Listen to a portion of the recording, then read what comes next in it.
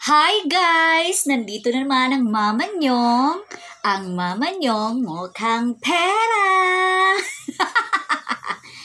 So, galing kami sa bayan at bumili ako ng iba't ibang gulay. Kasi nga, parang gusto kong maggulay ngayon. So, first, ang binili ko ay pechay. Kasi nga favorite ko ng mga bata. Pechay. So, dalawang tali yung binili ko. Dalawa. So, nabili ko to ng 25 pesos isang tali. Pechay. And then, of course, pakbet. So, favorite din to ng mga bata. Ay, si Andy lang pala. Pakbet. 50 pesos.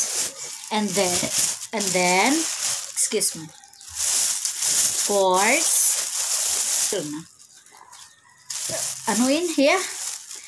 Repolyo, cabbage. Arating. So, duha na pinalit. Dako ngahin, goti, and of course, mango. Palaway-laway guys, kabag upa, karasin agad. Kakanda na makinin mangga. Yummy. Wala guys, yummy. So, asyalit guys, anang pinalit. Ngayon gumaджik sa kabata. Diba? So, yun na. Bye! Nga.